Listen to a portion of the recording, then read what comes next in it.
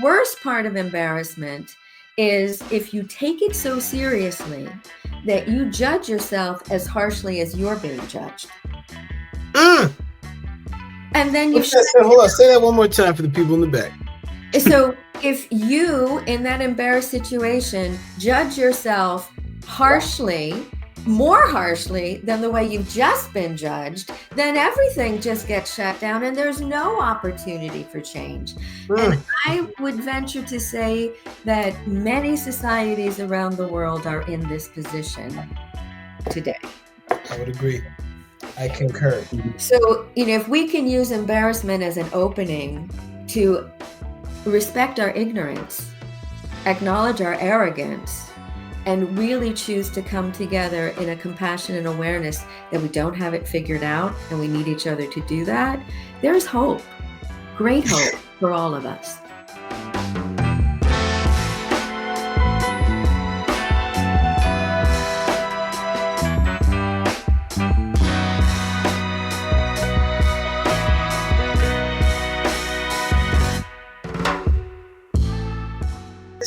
I keep saying we have an intro video that we could put up here. So we're gonna, once we have our theme music, right? Because I think we got some theme music already, but then once we have the theme music and then we have a video, bro, we're taking it to the top. We're taking it to the top. I thought our intro was you singing every episode. Don't you do that?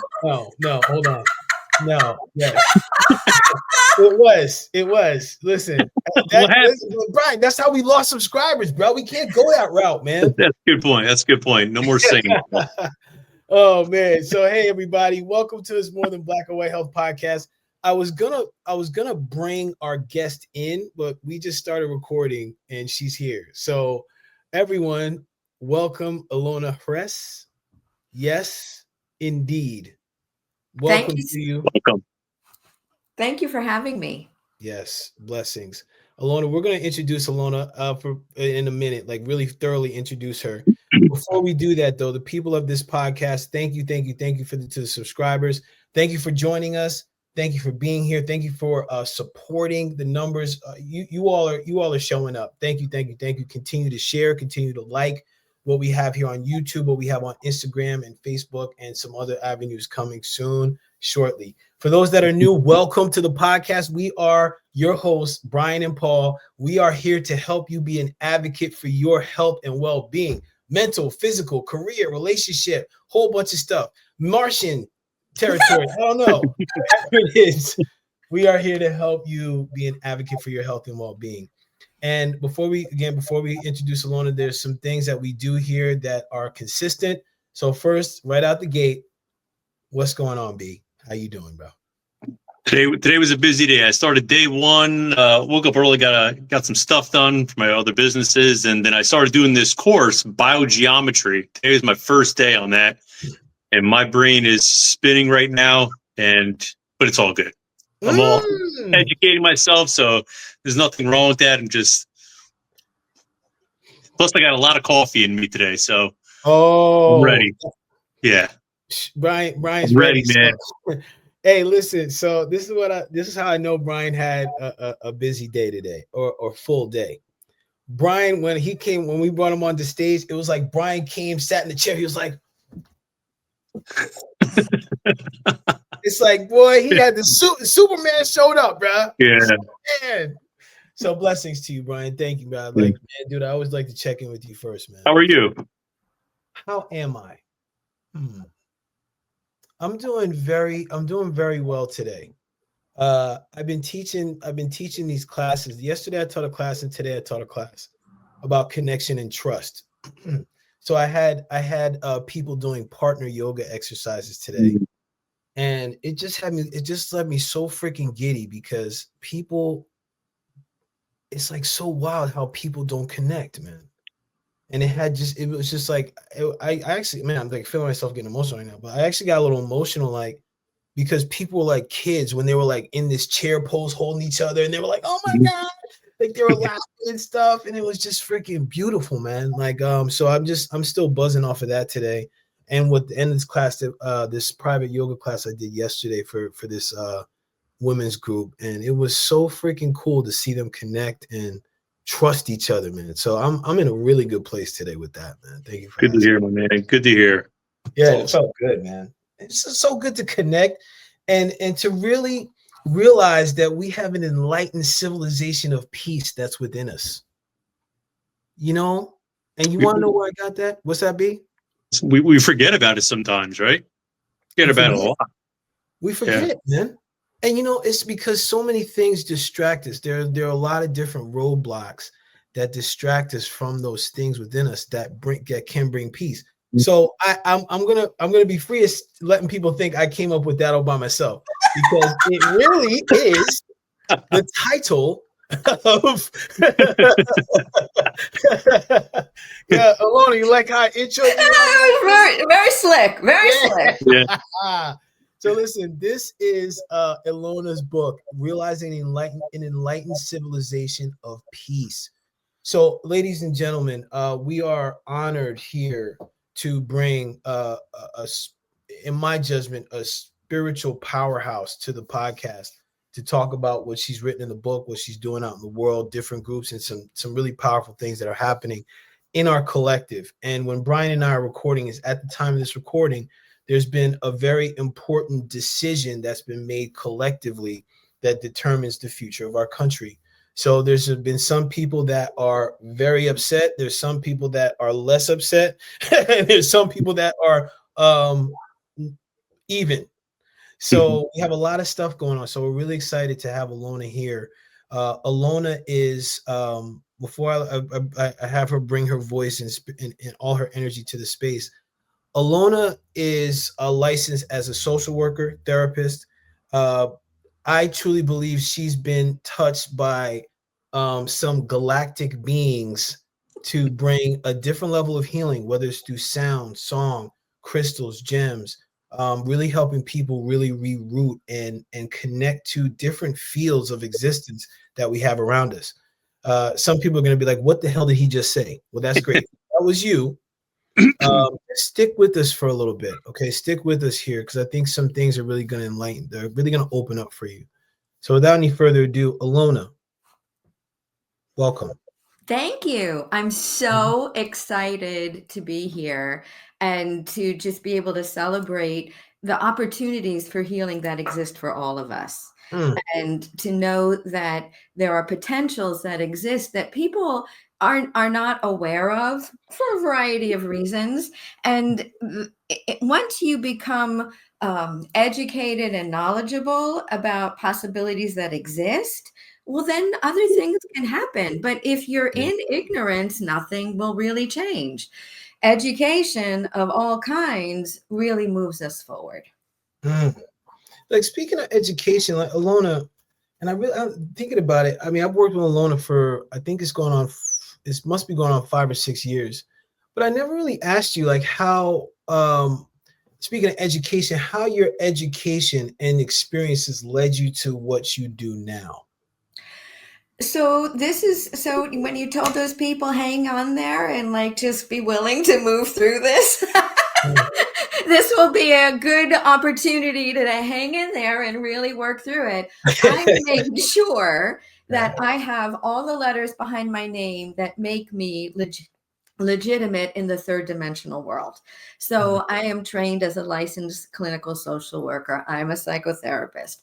I am a licensed massage therapist. And I've got that ability to really address the body cellularly, physically. Then I'm an ordained minister, so that I have the spiritual part of that underway. So I got all of those things in order so that I could be legitimate in the eyes of many people who would just be looking for, what are your credentials? And that is incredibly important, because having that basic foundational level of training means that the heavens can use you in ways that they couldn't if you're not trained. However, my major teachers, those who really inform and guide the larger aspects of healing and transformation that are available within my sphere, they're not necessarily embodied beings. They are masters, they are teachers, they are celestial guides.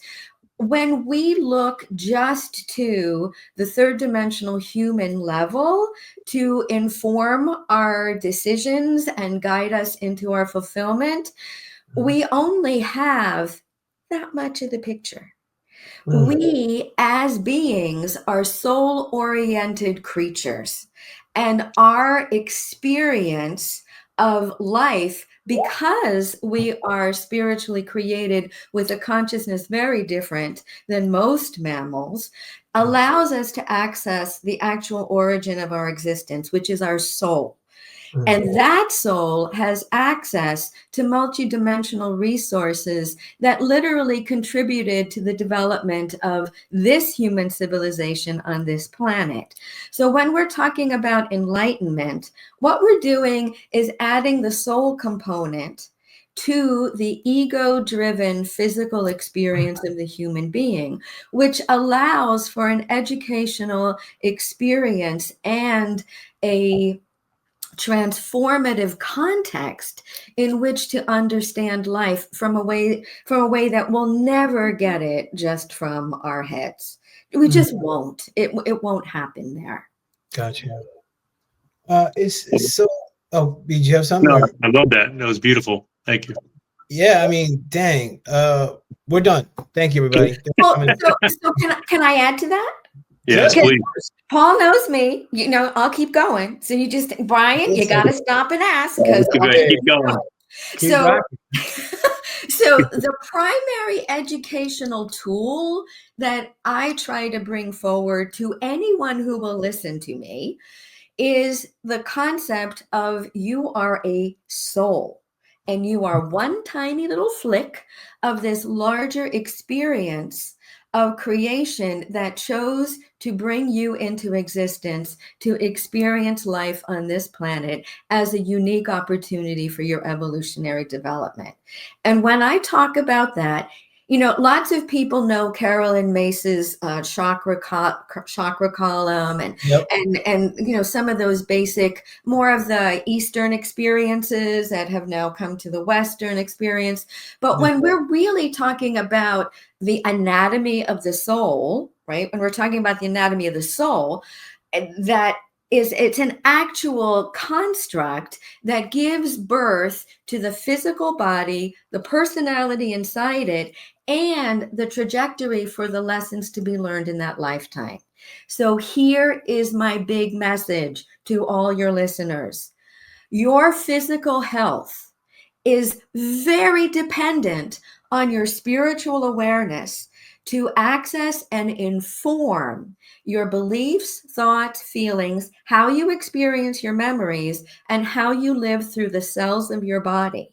They are linked together completely. And when they are a coherent whole team, you're happy and you're healthy. When they're fighting each other and the memories want to have control over the emotions, and the emotions want to have control over the beliefs, and the beliefs want to determine what the judgments and the feeling, that's a mess. But we can fix that. We can heal that. We can create integrity. We can create flow, and we can get really clear about the context and fulfillment of a person's journey if you're willing to embrace and explore this larger spiritual essence of yourself. This isn't necessarily religion. We're not, you know, that can be a component, but it's not religion. It's literally the mechanics of your soul that through this energetic flow, you exist in the current body that you have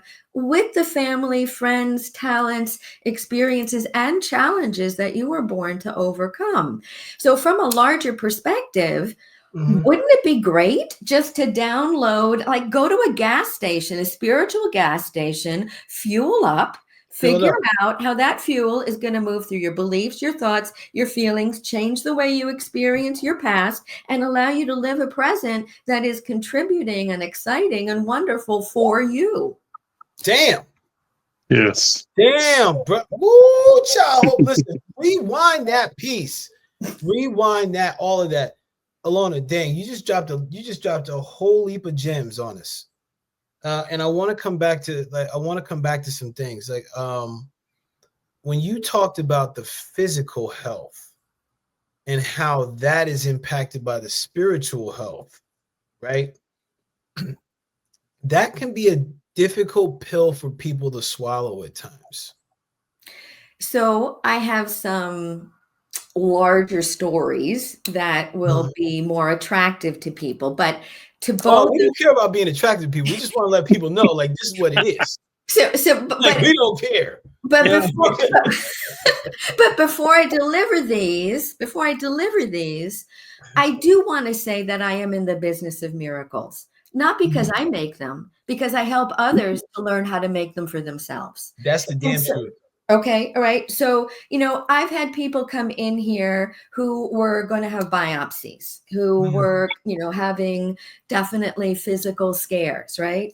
Well, they come, we work through the body, we find out what's stuck in that area, what trauma, what experience, what loss, what frustration. We're able to work with their soul's processes, clear it out, and they go to get a biopsy and they have a clean bill of health and they walk out of the door without any procedure. Okay. On the other hand, I've had people who waited too long and are really at the edge of their life. And I particularly remember this one man who was pretty much at the end of his treatment. And he came and we worked and I just said, let's really look at your life. Let's feel good about it. Let's discover what you did well. Let's explore. And I remember his words at the end of that session, I feel sweet as honey now. He said, I feel sweet as honey? I feel sweet as honey. And he died shortly afterwards, feeling sweet as honey. Okay. And then, if people are willing to come in soon enough, you don't have to go there. Right? But you have to be willing to face the reality that something is going wrong or you're running from something that you need to face. And if you are willing and courageous and brave enough to say, I'm worth the healing that I deserve, my family is worth that healing. For me to do. My healing is really important to what I contribute to the world. And if this spiritual part of me can manage a very difficult situation, say it's a mental illness or an emotional disturbance, it doesn't just have to be physical. That mental disturbance, that emotional problem will end up as a physical problem if you never deal with it. If you never deal with it, right. I mean, you can speak to any addict who never overcame the addiction, and they're sick. Their lifespans are shortened because they, and it requires a lot of courage, but the soul gives us tons of courage. The ego just pushes us into running away. Well, I want to check in on something because this soul piece is important. Like we've had a couple episodes on the soul, and specifically soul journey, like with Indrani. From Journey of Souls.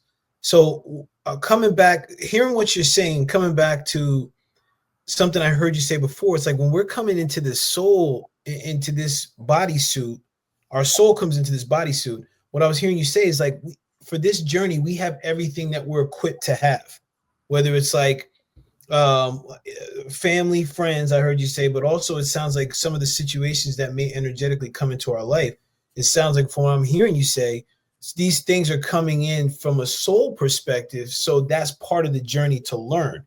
Now, what I'm also hearing in what you're saying is that if somebody makes the choice to ignore some of those signs that's within that soul, for lack of a better term, matrix or DNA, what's going to happen is they're going to end up either repeating what they were supposed to learn, or like they're going to end up having to learn that lesson in another lifetime, or they just have to take on a new lesson into that next spirit, into that next soul.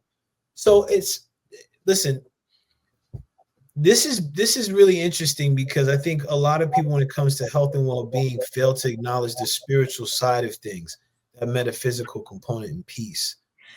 Can I add something to this? Yeah. Brian, you're so quiet. That's not a good sign. Oh no, I got it. You can listen to my brain right now. I'm very noisy. I'm just waiting for you guys. Yeah, D, jump in here, man, because I can go listen. Yeah. Okay. So let me yeah. let me expand on this a little bit, Paul, and let me Mhm. just open this up, Brian. Now, Mhm. Paul knows I say it like it is.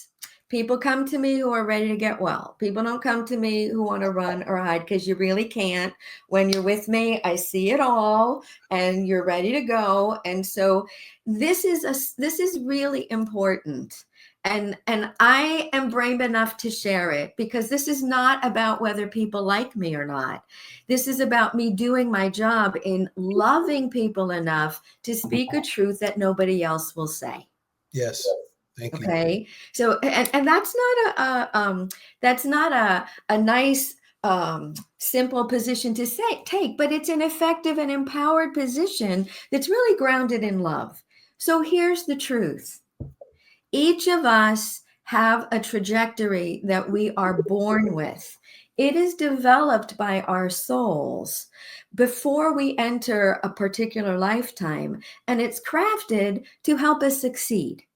That's the key. It's crafted to help us to succeed as individuals on our soul journeys. It's crafted to allow us to connect and contribute and to really explore what it means to exist as a evolving human being. Now, what that means is, if you're supposed to be a farmer, that's your goal, you're not going to be making tons of money. Life will be difficult depending on weather patterns and depending on which country you incarnate in. But that's where your greatest joy will lie. That's where your greatest contribution will lie. And that's where you will be the happiest in the world. On the other hand, there are people who come into the world to be CEOs of really big companies. That's their job. That's their lesson. They have opportunities to contribute to the evolution of the world. And so they then have to learn how to work with those resources for their fulfillment, for their contributions to the world. Whether you're a teacher, whether you're plagued with homelessness for a period of time, whether you've come in with blindness or deafness, each of these experiences was crafted by the soul. And when you explore this from a soul-based place, it's not, you haven't been cursed. The heavens aren't against you.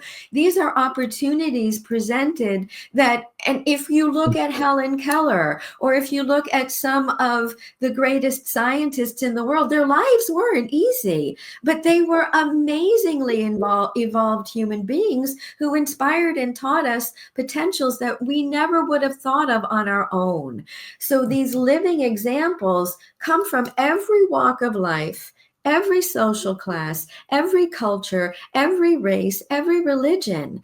It is unfair to judge each other based on a societally based concept of success that only has wealth as its defining factor for personal fulfillment. That is just unfair, unkind, and cruel, and I will never do that. What it sounds like you're talking about is like having your dharma. Everyone has their dharma when you're up in heaven, or when you pass on and you're thinking about reincarnation. Your soul is like, all right, we haven't tried this out before. You got some karmatic debt that you need to fulfill, and here's your dharma going forward. And of course, you get to choose what you want to come back as. And then when most people come here, we get caught up in like this world where sometimes you go away from your dharma, and that creates a lot of negative energy.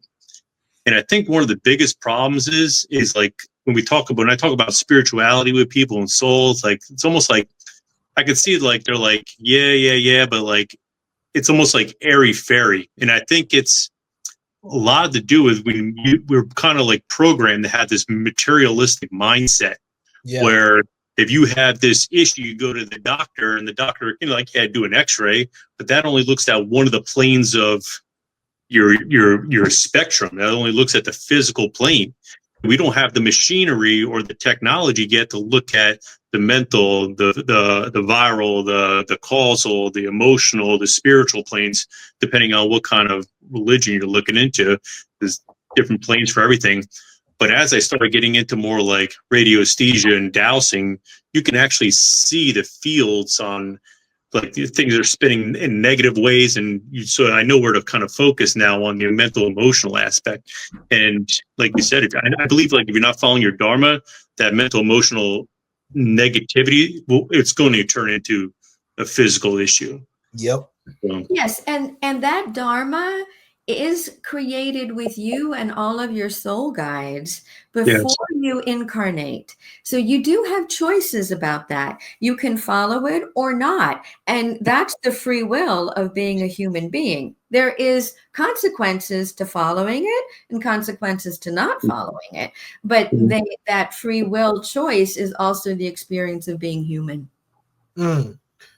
So talking about the experience of being human, I think it's important, like especially with the climate that we're in a society. I'd like to slowly transition where we're going with this topic. And Ilona, I want to highlight one of the things that you have in your book, and it's about and it really stuck out to me. It's like I even crafted a course around this because it was so fascinating when you talked about the impediments to an illuminated life. Or like I looked at it as like as illuminated, like same thing as fulfilled life. Yes. And I'd like for us to take a little opportunity for each of us. I'm probably not going to go, but like for you and Brian, to talk to me about, well, for you first to talk about what each of these mean, and how you see this, how you see it in our culture, and how we can overcome it. So you want to go? Well, let's go. No. You go ahead. There's 4 of them, right? Yeah, so tell me which one you want to go after first, and then we'll go for it. Yeah. So first one I want to go after is embarrassment. Like the embarrassment is an impediment to an illuminated life. So can you talk to us a little bit about that? Like what was for you when you were writing it, and how you see that in the culture now? So when anybody is embarrassed, you've been judged.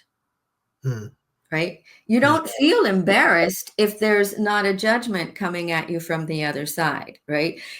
In embarrassment, you have a moment of, oh my God, what did I just do? What do people think about me? Right? There's this fear that comes up in relationship to connection and society and culture and morals. And there's that immediate experience of judgment, right? And in that embarrassed moment, right, people shrink.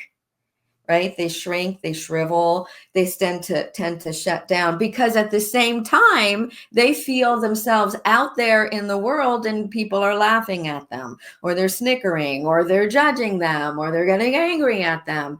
And, sometimes embarrassments are just simple, stupid things like you got something in your tooth, right? And then other embarrassments are words that you say that you wish you didn't. Right? Or actions that you took, whether it's tripping, right? Or whether you really did an action that was offensive to someone. So that embarrassment always has to do with, okay, I expressed myself in a way that maybe wasn't considerate. I, in a moment of ignorance, am thinking I'm doing something good. Microaggressions, right? People, saying things thinking that they're doing something really great, and it's really offensive to the people that they're talking to, and they are ignorant to that. And then the person's really angry at them, and then but they were like, they're so ignorant, like being angry at them isn't going to help. Educating them will. Educating them will, but being angry at them doesn't serve a purpose. Right. So when you're willing, in the moment that you're doing something you're embarrassed, or you're doing something embarrassing, in that moment, there is a vulnerability to transform.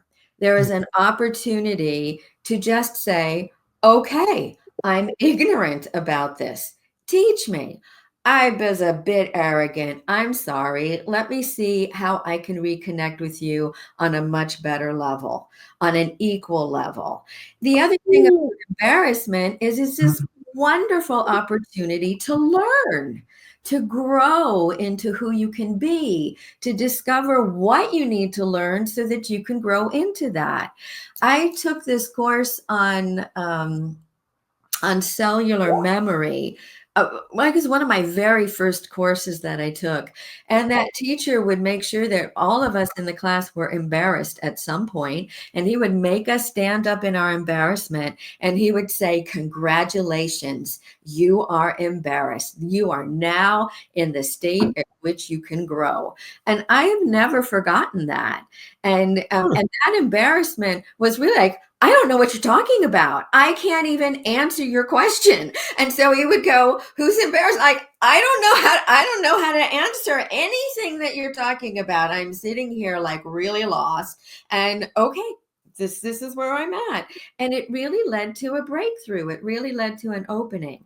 But the worst part of embarrassment is if you take it so seriously that you judge yourself as harshly as you're being judged. And then you hold on, say that one more time for the people in the back. So if you, in that embarrassed situation, judge yourself harshly, more harshly than the way you've just been judged, then everything just gets shut down and there's no opportunity for change. And I would venture to say that many societies around the world are in this position today. I would agree. I concur. So, if we can use embarrassment as an opening to respect our ignorance, acknowledge our arrogance, and really choose to come together in a compassion and awareness that we don't have it figured out and we need each other to do that, there's hope, great hope for all of us. Listen, you okay, being real, because I know you keep it real. That's a tall order for in my judgment, which is the next one. For people, what I'm hearing you say is people get to acknowledge their ignorance to turn embarrassment into wisdom or a learning experience. You want people to claim their ignorance? How do you feel about that, man? That's a tall order. Is it just me? Or that's a tall ass order? I hear you, Ilona. It's necessary, but damn. Right. But look, right. Okay, let me dial it back. Okay. Yeah. No, you don't have to dial it back. Let me rephrase it. So that's the truth, right? That is totally the truth. But if I'm gonna walk that back to make it a little bit more acceptable, wouldn't you like to have an opportunity to say why you behaved the way you did when somebody freaks out and you don't know why? Don't you want to have an opportunity to say to somebody, "You really hurt my feelings right now, and I don't understand why you would ever do that to me because I know that you love me. What's going on?" Wouldn't you like to know that somewhere inside your heart is compassion big enough to say, "Wow, that was really awful, and I'm going to forgive you right now because there's nothing else that I really want to do other than forgive you and find a way through this. You matter to me." Listen, that's beautiful. That's beautiful, and that's like, yeah, that's beautiful, man. I mean, big. But that's the words to make. Do you understand? Those words make that real. You acknowledge your ignorance. You acknowledge your arrogance by connecting and choosing to be honest about what is happening for you in that moment. Bless up, B. Yeah, I think I love it. I love it. But I think that's why the world is the way it is right now, because we don't have that adult mindset. I mean, coming from the victim or victim person, like saying, "Hey, listen, I don't understand why you said that. I know you love me, but why'd you say that?" Most people would just play the passive aggressive role, won't say anything, or the person that actually said it, they know they're embarrassed because they said it, but almost like they don't want to admit it because people don't like to be wrong. So it's almost like both of them. It's like both sides. You got the passive aggressive, and you got the one that's like, it's dark outside, but he'll tell you the sun's out until his face turns blue. So it's a big step in maturity. And again, I think why the world is the way it is right now, because there's not that connection. Well, However, yeah, go ahead. Yeah, go ahead. However, your souls are capable of providing that level of courage and bravery. Oh, absolutely. I run an ascension community. We work for the evolution of this civilization every week. We work with the spiritual government overlighting much of all of the planet's experiences. We work every week to make this possibility a valid reality in particular moments throughout the world. There are hundreds of thousands of groups like mine who are committed to moving beyond the littleness of the ego to the expansiveness of the soul. So, yes, is it hard? Yes, it's hard. It's almost impossible for your little ego. It is completely easy for the soul if you're introduced to the fact that it exists and you can actually trust it for something. Yeah, this, and listen, you're hitting it. Oh, B, I'm sorry. No, I agree 100%. Yeah, absolutely. Yeah. Well, this is where I was going to be. You hit it on the head. It's far from impossible. It's and then Ilona, you talked about the bravery, and that's where I wanted to go. It's a courageousness. So when I talk about a tall order, that's what I'm saying. It's like, hey, look, you a person, and Ilona, you touched on, a person's got to be brave enough to say, hey, I'm going to step into this ignorance, and really acknowledge, I don't know. I have yet to know. So now this is a piece, because I think that there's this fear of that. There's a fear of that embarrassment. And then that second impediment was judgment. And I think it was judgment or disapproval. Yeah, judgment and disapproval. So talk to us about that. Like, because it seems like that stems in, or that's like an extension of embarrassment, or is it different? No, it's an extension of it, but it deepens the wound. So you guys all have experiences. Both you guys have experiences of growing up where you made a mistake and there was disapproval. You have that. Do you have memories of it from your childhood? Can you identify those particular moments where you're like, oh my God, right? My whole childhood. Right. Well, I hope it wasn't your whole childhood. But it wasn't the fact that you did something. It was the response that happened, or the reaction that occurred, and mostly by the people you valued the most. By your parents, by your families, by your teachers, by your worship communities, by your social experiences. And there was a programming that was in place that said, well, if you do this, we will approve of you. If you do this, we will say that you're good. If you do this, we can't say you're good and we won't approve of you. And then at that point, you're like, well, then what do I do? What if what you want me to do is so against who I am that I have to betray myself to please you in this moment? And I'm in my formative stages. This is where you're supposed to help me discover who I am. And now you're just telling me to be who you want me to be. And so there's two ways that this can go. You can be a fighter and buck it, or you could just surrender and move into it. And if that process goes through your entire childhood, through to the end of high school, no wonder we have so many unhappy people around the world. No one has given them the opportunity to improve themselves, to allow themselves to make choices that are really value-driven for themselves.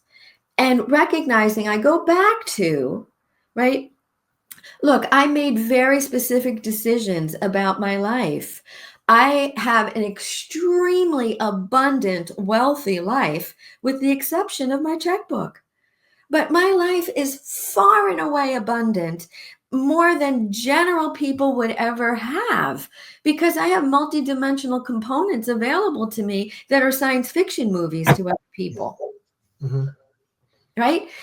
So if I was going to allow judgment and approval to be the basis of my existence, I'd be dead. Who I am far exceeds anybody's idea of whether you're going to approve of me or not approve of me. I don't care whether you judge me or you don't. All that matters is that I'm really clear about who I am, what I do, why I'm here, how I love, how expansive I choose to be, and that I believe in this civilization, that I love this world, and that my being is committed to the evolution of our world collectively, every kingdom of nature, every element. Each of us is extremely valuable. The opportunity and privilege to live here on this earth, in this solar system, is something that the general population will never give themselves time to recognize. They might listen to Neil deGrasse Tyson. They might go and see a Perseid shower or an aurora borealis and say, like, how amazing is that? But you're part of this amazing solar system. You are a conscient, living expression of the source of creation on this tiny little planet in this solar system, in the spiral galaxy of the Milky Way. You have a context that is very different if you're willing to recognize what a privilege it is to experience life, however you happen to experience it. Damn. Let me ask you a question. So, I again 1000% agree with you. I feel like people go through this spiritual maturity, and as you get older, like I'm at the mindset where you're at right now. But when I was in high school, kind of like you said before, like the society tries to put you in certain boxes, and you're very influenced by the tribe that you're around when you're younger.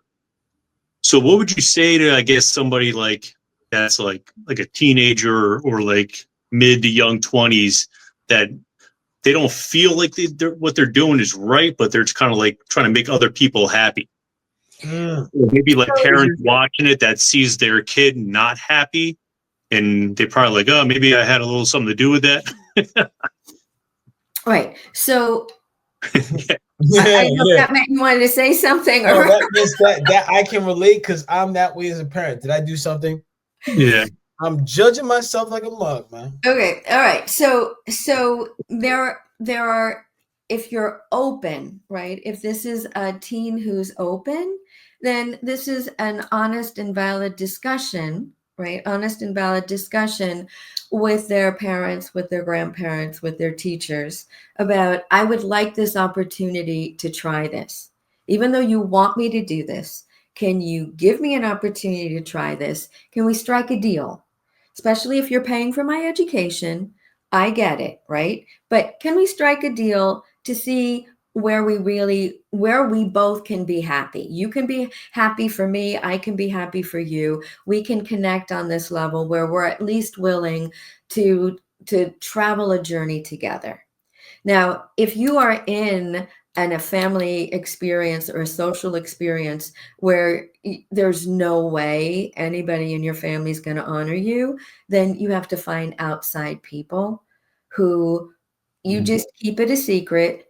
You find outside people who keep your heart intact, who help you heal from the constant barrage against your being, and they help you heal long enough until you can get out of the house and find a different kinds of support system. And that doesn't mean that you have to detach from your family. It means that you honor, this is where your family is. You can love them and you can value them, but you also don't go beating your head against a brick wall that's never coming down. You just go, thank you. You play the game, you do what you need to do, make it right. And then on the outside, you find the help you need, you do what you need to do, you become who you need to become. And here is a really critical truth. Not everybody needs to know everything about you. You share the things that you need to share with the people who need to know it. The rest of them, they just live in ignorance about this other part of you. And you know what? They're happy.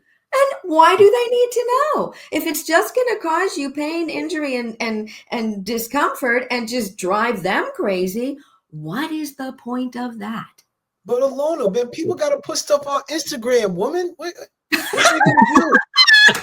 What are they going to do? Huh?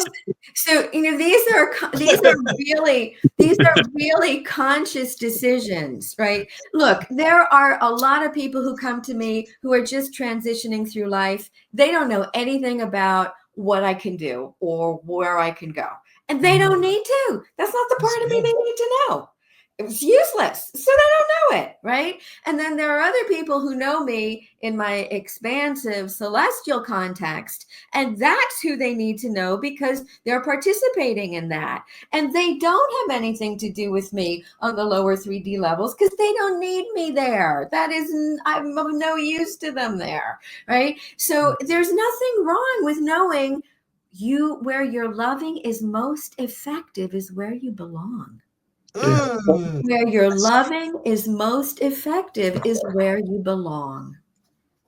Yeah, Paul and I talk about it. As we get older, our inner circle of close friends are smaller and smaller and smaller because that maybe, I don't know why, but it just, yeah. But it doesn't mean that you have to completely, get rid of people. It just means that they don't know these parts of you. They don't need to know. You don't want to deal with their answers, or you don't want to deal with their suggestions. Right. And you don't need to because it's pointless. Yeah. You're still going to do what you need to do and contribute and grow and love. And they're going to get the benefit of how you blossom. And they don't need to know how you got it. They don't need to know. Very true.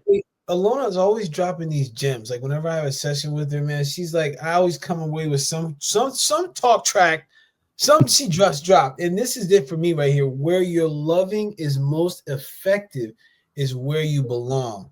So bless up. So I want to tap into the next one, building off of that one, right? Because the next one that you had was isolation. Mm-hmm. Now this could go either way because like there's a lot of talk in our society about like you got to have time for yourself. Take time for yourself. But then there's also an epidemic in our society where people are actually isolating for whether it's judgment, embarrassment, what have you. So talk to us like in the context of realizing enlightened civilization of peace. What was the isolation about? How do you see that in the culture? Right. So that embarrassment leads to the judgment and the disapproval, which leads to the isolation. Mm-hmm. It follows a pathway, right? Because when you don't feel like you can express yourself or be yourself or belong in the world, then you isolate. Right? So one creates the other. It's like a domino effect. And that isolation, if it goes on long enough, creates an isolation from your own essence, from your own soul. So you're not just isolated from each other, or you're isolated from your family. You become isolated from yourself. You become isolated from your soul's guidance and wisdom. This is really dangerous because this is where the issues related to self-harm and suicide start to appear, because that isolation is so profound. You can't access the spiritual fuel that you need to get yourself back into connection with the energy of life that is part of you and connects you to all of life. Here's the truth about a human being. We were born to need each other. We are born as tiny little infants, incapable of anything. We have the longest, not the gestation phase, but we have the longest raising phase. What happens with horses? What happens with sheep? What happens, right, with goats? I mean, boom, up and running and next to mom. Even we see it with the deer in the backyard. Us, right? It takes us over a year to walk, right? Pooping on herself, pissing on herself, throwing up. Yeah, it takes us 2 years to go to the bathroom by ourselves. It takes us a couple of years to actually say sentences. I mean, it takes us till 21, till the brain really starts, to 21 to 25 to really fully develop. I mean, it's really 30.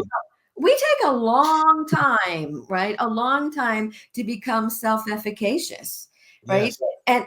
And if we're not in connection with each other in a positive way, in becoming self-efficacious, we have holes in our development, spiritually, mentally, emotionally, etherically, physically, and those holes create weaknesses and vulnerabilities that they can all be healed.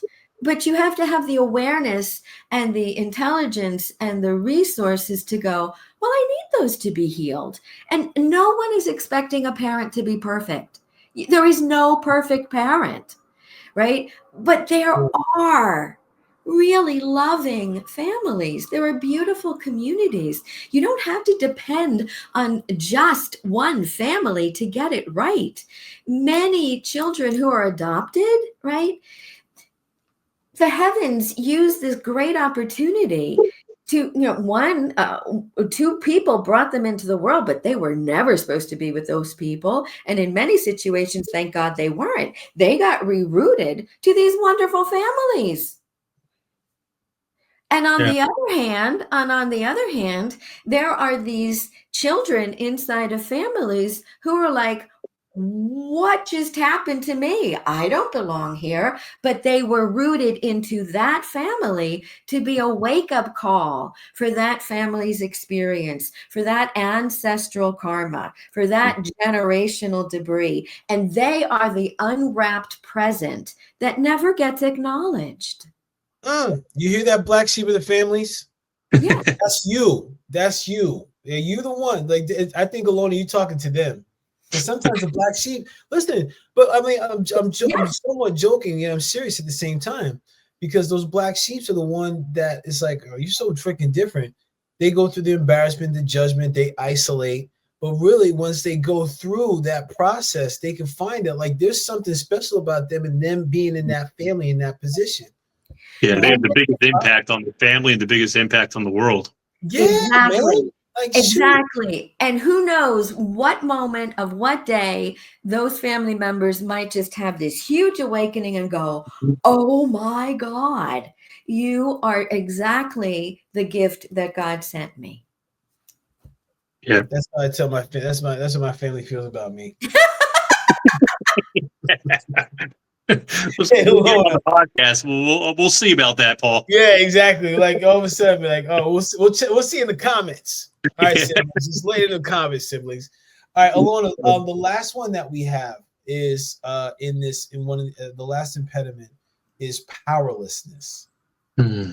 And I think like I'm glad we're wrapping up with this one, because like talking to people after this countrywide decision that's been made, and with the result, I got the sense a lot of people felt powerless. Yes. So can you talk to that in regards to what's happening in our society in current times, like as we're recording this podcast? All right. So if we follow this through from embarrassment, judgment, isolation, what is the natural progression? Powerlessness, right?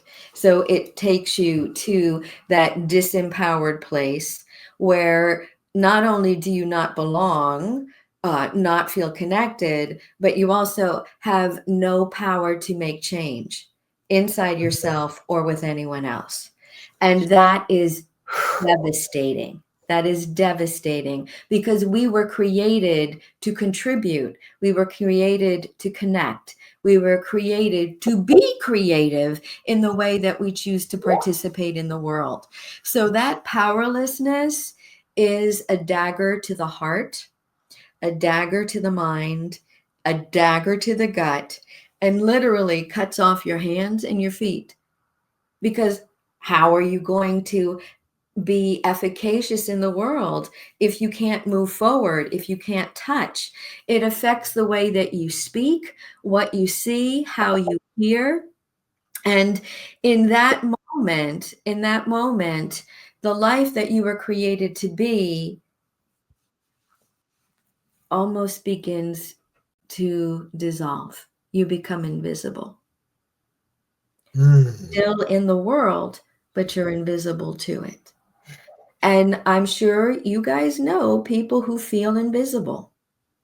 That is the ultimate experience of powerlessness. And in that invisibility becomes an apathy, and then a numbness, and finally, really the loss of someone's existence. You're walking around like an empty shell. Yeah. And you can have all the resources in the world, but you're walking around like an empty shell. And that is so sad and does not have to be, because if you're willing to just open up to the fact that you're here, you were created, you were conceived, you were delivered into a body. Because you're here means that you're valuable. Because nobody else can recognize that does not invalidate your presence. And I am here to say that you matter. You count. The fact that you exist on the earth means that we need you to re-embody your own life. We need you to find what that means. And I don't care if you get angry at all those who hurt you, but use that anger to take you out into the world in a way that allows you to be proud of yourself. Not hiding, not running, being proud of who you are and what you believe, and not caring about whether they approve or not. I want you to be part of this world, to show up in the gift that you are, and to be present and to be recognized by the people like me, like Paul, like Brian, like other ascension communities around the world who are saying, we're here, we welcome you. Please be re-empowered with your soul's energy, because we need you, the world needs you. And I'm sorry that you were treated so horribly. I'm sorry that you had to learn this lesson so painfully. But for crying out loud, there's joy on the other side. And would you at least consider taking some hands and finding your way to that? Yeah, beautiful. Paul and I, we talk about it a lot. Like, you have a set of skills that was bestowed upon you from a higher being that no one has ever had, no one has, or will ever have. Not only do you have an obligation to yourself, but you have an obligation to humanity to do your best to fulfill that. You got one shot with these skills, and I wish you gotta be brave. You gotta just go for it. And you don't have to be perfect, and you're going to make mistakes, and who cares? We're with you on the journey, and we'll all learn from those mistakes. We'll all learn from that. There's, on one hand, there's, exhilaration, and on the other hand, there's depression, right? But here's the truth of the world, not just our country, the world. Human beings have abdicated their personal responsibility. And it is our job as spiritually created beings existing on this planet to discover, to honor, to utilize, and to explore the contributions that we can make. We have a responsibility to life, to participate in it in an intelligent, inspired, and personally delightful way. That is our responsibility. Whether you're here in this country, whether you're in Israel, Russia, Ukraine, whether you're in Sudan, in Nigeria, in Zimbabwe, whether you're in Britain or Canada or Australia, wherever you are, I encourage you to take responsibility for your life, not to blame anyone or anything for what went wrong, to take an active role in trying to figure out, how do I navigate a relationship to come to a place of collaboration, not cooperation, collaboration. Because in collaboration, we respect each other, we learn from each other, and we're not trying to manipulate or enforce an agenda.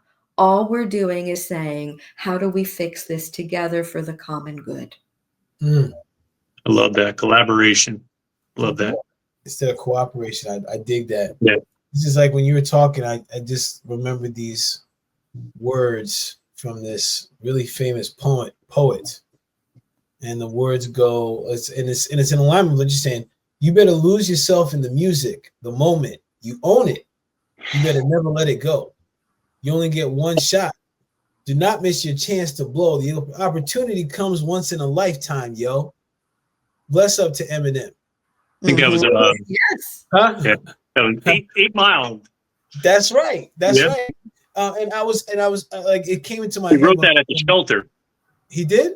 He wrote that at the shelter. Really? Remember where they did the rap battles, the shelter? Oh, that's right. In the movie. Yes. Alona's like, what? What? But so listen, I'm saying that because Ilona, how you said it's like really like lose yourself, like get old, like allow yourself to settle into the soul and really tap into that power and fuel that's yours, because you only got one shot, man, in this lifetime anyway. But like, go for it, because chances are when you go for it, it's in alignment with what your soul's here to do in the first damn place. The hero's journey, my man. Yeah, it always comes back, baby. It always comes back. So Ilona, because like, one of the things Ilona does too is she channels. So I just sense like when you just went on that riff right there, I just sense like you channeled something from somewhere, right? So before we wrap up, well, Brian, did you have any other question before we wrap up? No, that was good. It was really good.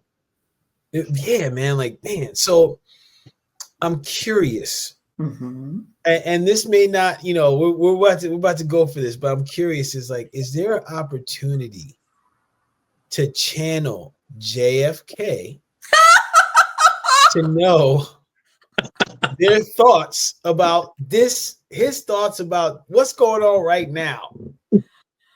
Like, I was like, you know what I'm saying? Like, there's some people, I would love to hear your thoughts on this right now. Well, we shouldn't put her on the spot, I know, right? No, not at all. So you know what? I'm hearing you. I just think that would be a little difficult. And some people in your podcast would like it, and some people in your podcast might not. Right. But here's something that I think everybody can get behind. And if you want me to do it, I'm happy to do it. And this wouldn't be words, this would be music. And I could just do a little music that speaks to the current soul of the United States of America. Let me think about it. Yes. Okay. Would you like to hear that? Yes. And I hope it comes through in this sound yard, but stream yard. But I think let's give it a go. Because I think this way people's souls can inform them individually about the energy that the soul of the United States would like to share. Okay. Ilona, before you dive into it, like, people, settle in, get yourself into a comfortable position, please. Preferably, you can put your feet on the ground and have some sort of grounded position for yourself. Let's connect to a nice, steady breath. Inhaling through your nostrils, full breath. Think about breathing down into your soul, down into your toes, and then exhale, let it go. Continue to breathe in that way. Ilona?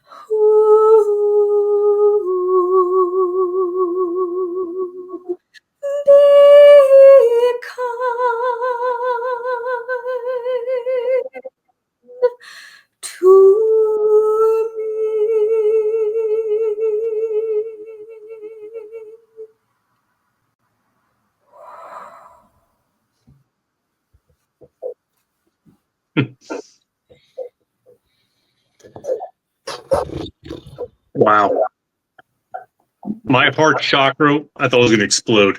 Bro, dude, I was like, that was amazing. Thank you so much for sharing that. Wow. My pleasure. you see why she's my guide. You see. All right, so people, usually thank Ilona. Thank you so much for that. Oh my goodness. Thanks for having me. I had so much fun. Yeah, Yes. fun with you too. It was freaking fresh. So now, usually, Ilona, when we have a guest on, we like to share like how people can get in contact with you. Now, for selfish reasons, I'd rather not do that because I want to keep you all to myself. Your time slot's about to be moved, Paul. It's about I'm about to be like, hey, I got an appointment. Sorry, Paul. Oh, what a damn it. So listen, but seriously, because I think what you do is something unique and distinct and special. So Ilona, as people are watching this, if they want to get in contact with you, what's the best way that they can reach you? So calling is really the better way to go. If you want to reach me, the phone number is 973-822-5042. If you want a virtual, because I can do virtuals, then the text number is 862-823-6141. I have a website that updates the energies and talks about the stones to use every month. That's livingenlightenedrelationships.com. I have a serious ascension community for those really willing to contribute and do the cutting edge work of the planet. That's on Patreon. That's the Shine the Light Ascension community on Patreon. And I'm also a monthly contributor to the Sedona Journal of Emergence. So you can read some very powerful lessons monthly in the Sedona Journal. And lastly, if you really want to hear the channeled music of the heavens for evolutionary development, I'm on Spotify and Pandora and iTunes. Yeah. Cool. Mm-hmm. We're gonna put all that in the show notes, and it's gonna be freaking fire. Ilona, you are amazing. Thank you. Appreciate That was amazing. You guys are amazing too. Thank you for being out there promoting health and putting spiritual health in front of people to know that it's valid. And I'm just so grateful to be able to share this time with you. Oh man, thank you so much. B, you know I love you, man. Thank you. I love this channel. You too, buddy. I'm still vibrating right now. I don't know about you. Right, Paul? Like, I don't know about you cats that are listening, but damn. Ilona, appreciate you. Everybody, thank you. Like, share, subscribe. Especially, listen, you made it this long. You got a treat, man. Make sure you tell people stay till the end. You want to get that goody good. So listen, please, everybody, thank you. We love you. And we are out here. Bye-bye. Bye-bye.